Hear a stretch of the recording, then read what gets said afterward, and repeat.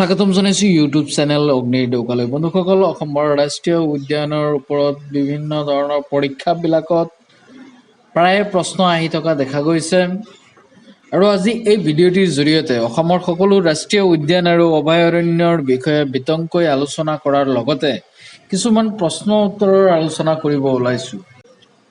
অসমৰ বন্যপ্ৰাণী ৰাষ্ট্ৰীয় উদ্যান আৰু অভয়াৰণ্যসমূহ। অসমত ৰাষ্ট্ৰীয় উদ্যান মুঠ 7খন আছে আৰু অভয়াৰণ্য মুঠ 18খন আছে।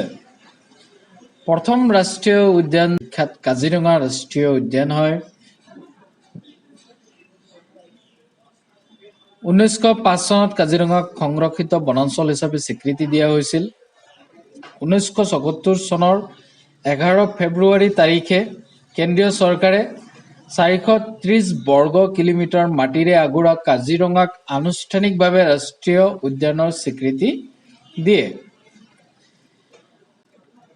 1985 চনত কাজিৰঙাক ইউনেস্কোৰ বিশ্বৰ ঐতিহ্য ক্ষেত্ৰ ৱৰ্ল্ড হেৰিটেজ সাইট হিচাপে অন্তৰ্ভুক্ত কৰে। আৰু এই কাজিৰঙা গোলাঘাট জিলাত অৱস্থিত। এই কাজিৰঙাত এশিঙীয়া গড়ৰ কাৰণে বিখ্যাত হয়। ইয়াৰ বাহিৰেও বাঘ, মহ, হাতী, পহু, বিভিন্ন জাতিৰ সাপ, পক্ষী ইত্যাদি পোৱা যায়। ডিব্ৰু-ছৈখোৱা ৰাষ্ট্ৰীয় উদ্যান 1999 চনত 340 বৰ্গ কিলোমিটাৰ অভয়াৰণ্যখনক ৰাষ্ট্ৰীয় উদ্যানলৈ উন্নীত কৰি ডিব্ৰু-ছৈখোৱা ৰাষ্ট্ৰীয় উদ্যান হিচাপে স্বীকৃতি প্ৰদান কৰা হৈছিল। তিনিচুকীয়া আৰু ডিব্ৰুগড় জিলাত অৱস্থিত। ইয়াৰ প্ৰধান জন্তু হ'ল বাঘ, হাতী, ঘৰচীয়া, ঘোঁৰা, বনৰীয়া মহ। ওৰাং ৰাষ্ট্ৰীয় উদ্যান দৰং আৰু শোণিতপুৰ জিলাত অৱস্থিত। মাটিকালি 79.28 বৰ্গ কিলোমিটাৰ। 1999 চনৰ 13 এপ্ৰিলত ৰাষ্ট্ৰীয় উদ্যান ৰূপে স্বীকৃতি দিয়া হয়। কাজিৰঙা ৰাষ্ট্ৰীয় উদ্যানৰ সৈতে প্ৰায় একেধৰণৰ বনাঞ্চল তথা পৃথিৱী বিখ্যাত এশিঙীয়া গড়ৰ বাসস্থান হোৱাৰ বাবে ওৰাঙক মিনি কাজিৰঙা বুলিও আখ্যা দিয়ে। ইয়াত এশিঙীয়া গড়, নলগাহৰি, হাতী, বনৰীয়া মহ, ঢেকীয়াপতীয়া বাঘ পোৱা যায়। ৰাষ্ট্ৰীয় মানস উদ্যান অসমৰ অন্যতম ৰাষ্ট্ৰীয় উদ্যান হয় মানস ৰাষ্ট্ৰীয় উদ্যান। আৰু অসমৰ আটাইতকৈ ডাঙৰ ৰাষ্ট্ৰীয় উদ্যানেই হ'ল মানস ৰাষ্ট্ৰীয় উদ্যান। ইউনেস্কোৰ দ্বাৰা স্বীকৃতিপ্ৰাপ্ত বিশ্ব ঐতিহ্যবাহী স্থান। ব্যাঘ্ৰ প্ৰকল্প সংৰক্ষিত বনাঞ্চল, হস্তি সংৰক্ষিত বনাঞ্চল তথা বায়স্ফিয়াৰ ৰিজাৰ্ভ বাক্সা জিলাত অৱস্থিত। এই ৰাষ্ট্ৰীয় উদ্যান বহুতো আপুৰুগীয়া তথা লুপ্তপ্ৰায় বন্যপ্ৰাণী যেনে নলগাহৰি, সোণালী বান্দৰ আদিৰ বাসস্থান হিচাপে খ্যাত। বনৰীয়া পানী মহৰ অন্যতম প্ৰধান আশ্ৰয়স্থলী হিচাপে মানস ৰাষ্ট্ৰীয় উদ্যানৰ খ্যাতি আছে। আৰু মানস ৰাষ্ট্ৰীয় উদ্যানৰ মুঠ মাটিকালি হ'ল 500 বৰ্গ কিলোমিটাৰ। 1928 চনৰ 1 অক্টোবৰত মানসক বন্যপ্ৰাণী অভয়াৰণ্য হিচাপে মৰ্যাদা দিয়া হৈছিল। ইয়াৰ আগতে মানসক সংৰক্ষিত বনাঞ্চল হিচাপে গণ্য কৰা হৈছিল। 1973 চনত ইয়াক ব্যাঘ্ৰ প্ৰকল্প আৰম্ভ কৰা হয়। আৰু 1985 চনত ইউনেস্কোই মানসক বিশ্ব ঐতিহ্যবাহী স্থান হিচাপে ঘোষণা কৰে। আৰু 1990 চনত ইয়াক ৰাষ্ট্ৰীয় উদ্যানৰ মৰ্যাদা প্ৰদান কৰা হয়।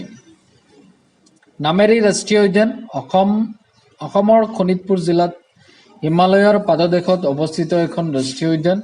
1998 চনৰ 15 নৱেম্বৰত আনুষ্ঠানিকভাৱে ৰাষ্ট্ৰীয় উদ্যান হিচাপে প্ৰতিষ্ঠা কৰা হৈছিল। ইয়াৰ মুঠ মাটিকালি 200 বৰ্গ কিলোমিটাৰ। নামেৰীত বাঘ, ধনেশ, দেওহাঁহ, সোণালী, মৰাচিৰ মাছ আদি পোৱা যায়। দিহিং পাটকাই ৰাষ্ট্ৰীয় উদ্যান মাটিকালি 234 বৰ্গ কিলোমিটাৰ। অসমৰ ডিব্ৰুগড় আৰু তিনিচুকীয়া জিলাত অৱস্থিত এখন ৰাষ্ট্ৰীয় উদ্যান। এই ৰাষ্ট্ৰীয় উদ্যানত বিস্তৃত তথা ঘন বনাঞ্চলৰ বাবে ইয়াক পূৰ্বৰ আমাজন বুলিও আখ্যা দিয়া হয়। 2021 চনৰ 9 জুন তাৰিখে ৰাষ্ট্ৰীয় উদ্যান ঘোষিত হয়। ইয়াত হাতী, বাঘ, হলৌ বান্দৰ, দেওহাঁহ, ধনেশ ইত্যাদি পোৱা যায়। 7 নম্বৰ ৰাষ্ট্ৰীয় উদ্যান হ'ল ৰায়মনা ৰাষ্ট্ৰীয় উদ্যান। 21 চনৰ 9 জুন তাৰিখে ৰাষ্ট্ৰীয় উদ্যান হিচাপে ঘোষণা কৰা হয়। মুঠ মাটিকালি হ'ল 422 বৰ্গ কিলোমিটাৰ আৰু এই ৰায়মনা ৰাষ্ট্ৰীয় উদ্যান কোকৰাঝাৰ জিলাত অৱস্থিত। ৰায়মনা ৰাষ্ট্ৰীয় উদ্যানত সোণালী বান্দৰ, হাতী, নাহৰ ফুটুকী, বাঘ, বনৰীয়া মহ, ফুটুকী হৰিণ, ধনেশ ইত্যাদি পোৱা যায়। অসমৰ অভয়াৰণ্যসমূহ। অসমত মুঠ 18টা অভয়াৰণ্য আছে। 1 নম্বৰ পবিতৰা অভয়াৰণ্য মৰিগাঁও জিলাত অৱস্থিত। এই অভয়াৰণ্যত গড়, মহ, গাহৰি, বিভিন্ন প্ৰজাতিৰ চৰাই পোৱা যায়।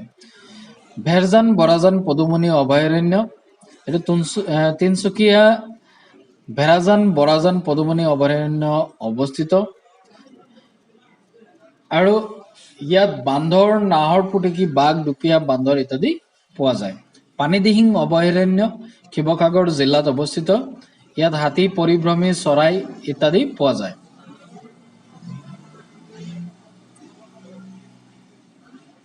হোলোঙাপাৰ গিবন অভয়াৰণ্য যোৰহাটত অৱস্থিত। ইয়াত হলৌ বান্দৰ, হাতী, বান্দৰ পোৱা যায়। নামবৰ অভয়াৰণ্য গোলাঘাট জিলা আৰু কাৰ্বি আংলং জিলাত অৱস্থিত আৰু এই নামবৰত শহাপহু, হাতী, হলৌ বান্দৰ, বাঘ ইত্যাদি পোৱা যায়। 6 নম্বৰ গৰম পানী অভয়াৰণ্য গোলাঘাট আৰু কাৰ্বি আংলং জিলাত অৱস্থিত।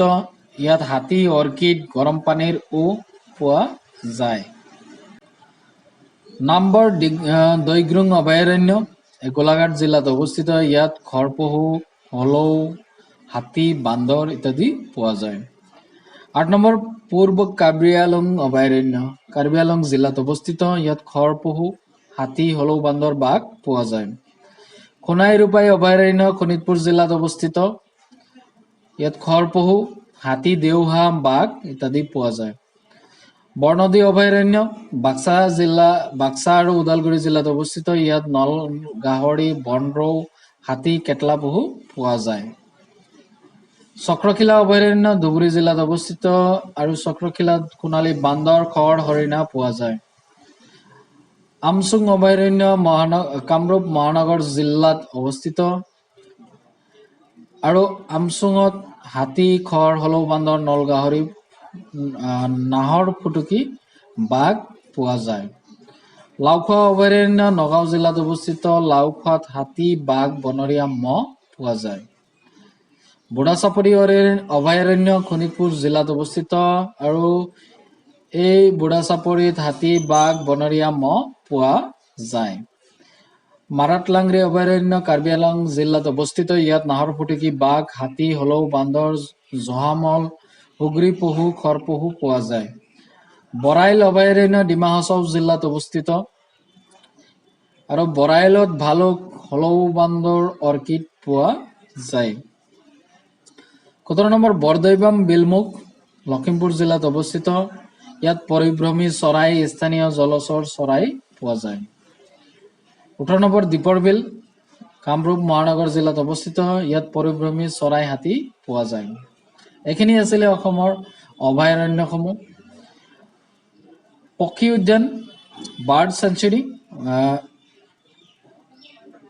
বৰদৈবাম বিলমুখ পক্ষী উদ্যান ঘিলামাৰা গোগামুখ সংযোগী পথৰ কাষৰ ঢকুৱাখানা মহকুমা আৰু ধেমাজি জিলাৰ সীমান্তৱৰ্তী বৰদৈবাম নামৰ অঞ্চলত বৰদৈবাম বিলমুখ পক্ষী উদ্যান অৱস্থিত।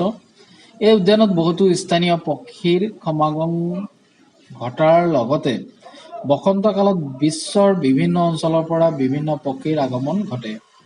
বৰদৈবাম বিলমুখ সংৰক্ষিত পক্ষী উদ্যান হ'ল দীপৰ বিলৰ পাছতে সংৰক্ষিত পক্ষী উদ্যান হিচাপে স্বীকৃতি পোৱা অসমৰ দ্বিতীয়খন পক্ষী উদ্যান। প্ৰায় 25 বিধমান পৰিভ্ৰমী আৰু দেশীয় পক্ষী বৰদৈবামত দেখিবলৈ পোৱা যায়। কিছুমান প্ৰশ্ন উত্তৰ আলোচনা কৰিম। অসমৰ বৃহত্তম ৰাষ্ট্ৰীয় উদ্যান কোনখন? মানাহ ৰাষ্ট্ৰীয় উদ্যান। 2 নম্বৰ অসমৰ ৰাজ্যিক ফুল কি? কপৌ ফুল। বন্ধুসকল, চেনেলটোত যদি নতুনকৈ চাইছে চেনেলটো ছাবস্ক্ৰাইব কৰিবলৈ নাপাহৰিব আৰু যদি ভিডিঅ'টি ভাল লাগে শ্বেয়াৰ কৰিবলৈ একেবাৰে নাপাহৰিব। 3 নম্বৰ প্ৰশ্ন, অসমৰ ৰাষ্ট্ৰীয় বৃক্ষ কি? হুলুং গছ। 4 নম্বৰ অসমৰ ৰাষ্ট্ৰীয় পশু কি? এশিঙীয়া গড়, যিটো নেকি কাজিৰঙা আৰু ওৰাঙত পোৱা যায়। অসমৰ ৰাষ্ট্ৰীয় পক্ষী কি? দেওহাঁহ। অসমত পোৱা বন মানুহবিধক কি বুলি কোৱা হয়? Hoolock gibbon. পিগমি হগৰ অসমীয়া স্থানীয় নাম কি? নলগাহৰি। অসমৰ বৃহত্তম বৃক্ষ কি? হুলুং গছ। অসমত থকা দুটা ব্যাঘ্ৰ সংৰক্ষণ কৰা ৰাষ্ট্ৰীয় উদ্যানৰ নাম কি? মানাহ ৰাষ্ট্ৰীয় উদ্যান আৰু নামেৰি ৰাষ্ট্ৰীয় উদ্যান। বন্ধুসকল, ভিডিঅ'টি শেষলৈকে চোৱাৰ বাবে ধন্যবাদ। জয় আই অসম।